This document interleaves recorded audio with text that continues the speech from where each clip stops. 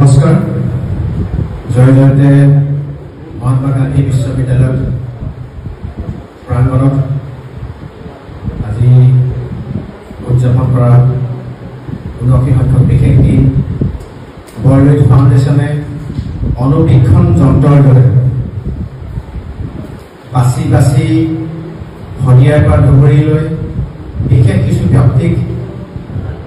তেওঁলোকে স্বীকৃতি দিবৰ কাৰণে কামৰ স্বীকৃতি দিবৰ কাৰণে এই বৈকুণ্ঠ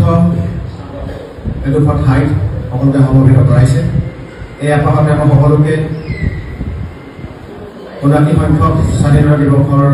আন্তৰিক শুভেচ্ছা জ্ঞাপন কৰিছোঁ। মঞ্চত উপবিষ্ট মই বিশিষ্ট মানুহ বা বিশিষ্ট ব্যক্তি নহয়,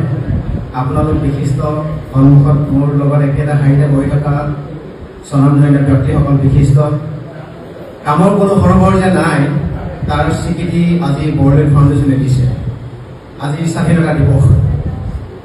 স্বাধীনতা দিৱস বুলি ক'লে আমি শব্দটো এনেকৈ বুজো যে আমি পৰাধীনতাৰ শিকলি চিঙি একোখন দেশ বা ৰাজ্যত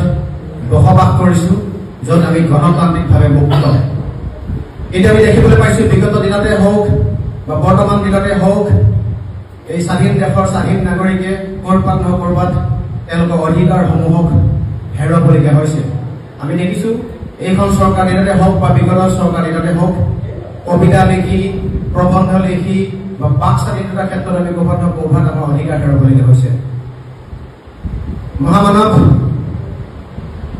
জাতিৰ পিতা মহাত্মা গান্ধী তেখেতক মই একদম সৰুৰ পৰা যোগ প্ৰণায়াম দৰ্শনৰ লগত জড়িত ব্যক্তি। অলপ সময় আগত পূৰ্ব বক্তা প্ৰত্যেকজনে কৈ গৈছিলে যে আমি আমাৰ মূৰৰ ওপৰত মহামানৱ জাতিৰ পিতা মহাত্মা গান্ধীৰ ফটোখন ৰাখোঁ, কিন্তু আমি তেওঁলোকৰ আদৰ্শৰে কিমান অনুপ্ৰাণিত হওঁ। খুব ডাঙৰ কথা হয়। আপুনি যদি ভালদৰে চাই যিজন ব্যক্তিয়ে অহিংসাই পৰম ধৰ্ম সত্য সদায় জয় কাৰো মাজত হিংসা ভেদভাৱ নাৰাখিছিলে, আপোনাৰ মোতকৈ 100 গুণ বেছি জাতি পাগল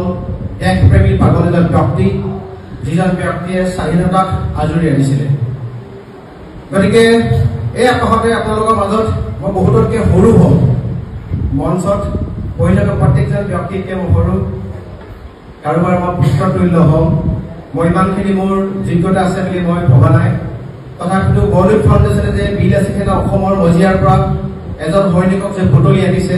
স্বদেশ আৰু স্বজাতি অসম আৰু অসমীয়াৰ কাৰণে কাম কৰা ব্যক্তিৰ ভিতৰত, গতিকে মই বৰলুইত ফাউণ্ডেশ্যনক ধন্যবাদ জ্ঞাপন কৰিছোঁ। আপোনালোকে এটা স্বীকৃতি দিছে। স্বীকৃতিটো হ'ল এনেকুৱা ধৰণৰ, আজিৰ পৰা আপোনালোকৰ দায়িত্ববোধ, আজিৰ পৰা আপোনালোকে কাম কৰা আৰু নিপুণতা আৰু ৰাইজে আশা কৰিব। সৰুকৈ এটা লাইন মই আপোনালোকৰ আগত কৈ যাম। সেই শব্দটো মই খুব অন্তঃকৰণে অনুধাৱন কৰোঁ যে স্কুলৰ পৰা ঘূৰি অহা বাটত সৰু সৰু ল'ৰা ছোৱালীয়ে পুখুৰীত পাত থকা ভেকুলীলৈ ধেমালিতে শিলগুটি দলিয়ায়, ধেমালিতে ভেকুলীলৈ শিলগুটি দলিয়ায়, কিন্তু ভেকুলীবিলাক ধেমালিতে নমৰে, জীৱনৰ কাৰণে সঁচাকৈ মৰে। গতিকে সময় যে সাংঘাতিক মূল্যৱান একো একোবা অস্ত্ৰ, আপোনালোকে কৰা প্ৰত্যেকটো সাধনাৰ যে স্বীকৃতি কোনোবা নহয় কোনোবা এই জকাই চুকপা হ'লেও যে বুটলি আনি স্বীকৃতি প্ৰদান কৰিব, এইটো নিতান্তই সত্য। গতিকে আপোনালোকে যিবিলাক দেখিছে, মই এজন PhD ৰিচাৰ্চ স্কলাৰ হয়। মই PhD কৰিছোঁ যোগৰ বিষয়ৰ ওপৰত আৰু টপিকটো হ'ল ড্ৰাগ এডিকশ্যন। গতিকে পৃথিৱীৰ ভাৰতৰ উত্তৰ পূৰ্বাঞ্চলৰ সাংঘাতিক ধৰণে আপুনি এডজাষ্ট কৰিব নোৱাৰা মানুহৰ লগতে মোৰ গৱেষণাৰ বিষয় চলি আছে। গতিকে আপোনালোকক এটা কথা আমি ক'ব বিচাৰিছোঁ মোৰ নিজৰ ব্যক্তিগত অভিজ্ঞতাৰ পৰা, পৃথিৱীত কোনো মানুহ বেয়া নহয় আৰু কোনো মানুহ অযোগ্য হৈ জন্ম হোৱা নাই। আৰু গতিকে আপুনি যদি আজি দিনাৰ পৰা যদি আহি থকা দিনালৈ যদি চেষ্টা কৰে আপুনি যদি অধ্যৱসায় সাধনাত যদি ব্ৰতী হয় তেতিয়াহ'লে মাছটো নেদেখে আপুনি চকুৰে দেখা পাব গতিকে খুব কম বয়সৰ পৰা নিজৰ ভৰিটোত আপুনি থিয় হ'বলৈ শিকিছোঁ জাতিৰ পিতাৰ বা সেইসকল ব্যক্তি স্বনামধন্য ব্যক্তিসকলৰ আদৰ্শক মূৰত শিৰত লৈ আগবাঢ়িব শিকিছোঁ এই এপাশতে আমাক পৰাধীনতাৰ শিকলি শ্ৰেণী যি আমাক স্বাধীনতাৰ বাকচৰি গাত বা ভোকোচাত পিন্ধাই দিলে প্ৰত্যেকজন যোদ্ধালৈ এই এপাশতে মই শ্ৰদ্ধা নিবেদিছোঁ নীলিম আকাশত সগৌৰৱে সদায় জিলিকি থকা তিৰংগা পতাকা আমাৰ স্বাভিমানৰ পতাকাখনক জীয়াই ৰাখিবৰ কাৰণে চেষ্টা কৰা প্ৰত্যেকজন যোদ্ধাক ইয়াৰ পৰা সন্মান নিবেদিলোঁ সন্মুখত থকা প্ৰত্যেকজন ব্যক্তিক ক্ষমা বিচাৰিছোঁ যদি কৈ থকা উপস্থাপন কৰা বিষয়বিলাক যদি কিবা ভুল হৈছে কিন্তু মোৰ এটা কথা খুব ভাল লাগিছে বৰদলৈ ফাউণ্ডেশ্যনৰ মই কিবা কিবি বিগত দিনত বঁটা পাইছোঁ কিন্তু মোৰ আজি ভাল লগা দিন এটাই যে অনুবীক্ষণ যন্ত্ৰলৈকে যে বিচাৰি বিচাৰি আনে ইয়ালৈ এগৰাকী আয়ে গাই গ'ল যে নামঘৰত নবজা হ'ল অংশ দবা হ'ল এজন খুব শ্ৰদ্ধা ব্যক্তিয়ে আমি আশা কৰোঁ মানৱীয়তা আমি সকলো লগ লগাই মানুহ আৰু সকলোৱে তেজৰ কালাৰ ৰঙা মই যদি ভুল নাই হোৱা আৰু আহোম কোচ কলিতা মটক মৰাণ হিন্দু মুছলমান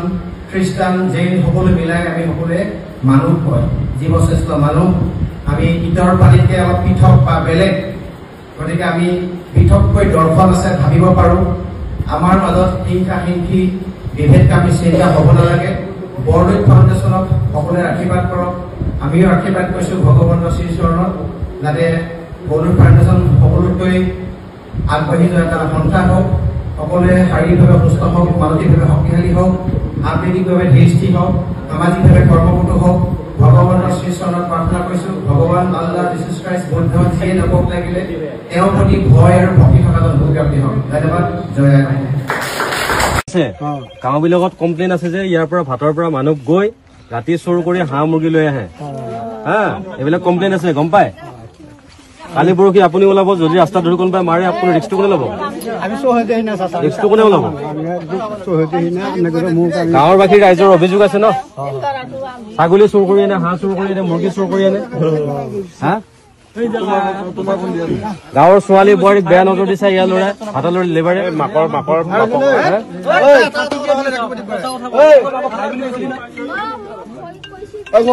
তই এটা যিমান মিয়া আছা বুজি পাইছা যিমানে মিয়া আছে তই এটা গধূলি এটা কেইটা বাজে 2:20 গধূলি 5টা বজাৰ আগত তই এটা মিয়া চব খালি কৰ বুজি পাইছা কি কৈছ চব এবাৰ ওলাই যা হ'ল তই এটা ওলাই যা 5টা বজাত তই এটা পাও পিঠি ফালি দিম কিন্তু এটা কথা 5টা বজাৰ আগত ওলাই যায় ইয়াৰ পৰা এতিয়া তুই ওলাই যাও ৰাস্তাত কোনো একো নকৰে কিন্তু তই ইয়াৰ পৰা ওলাই যা এটা কোনো মিয়া থাকিব নোৱাৰা হ'ল আচ্ছা না 5টা বজা টাইম দিছো এতিয়া আমি ওলাই যাও কি কাৰণে এটা আপোনালোকে ৰিস্ক কৰিব কোনবা যদি হয় আমি আছো ঠিক আছে হ্যাঁ ঠিক আছে রাস্তাত মানে কোনো একো নকৰে ৰাস্তাত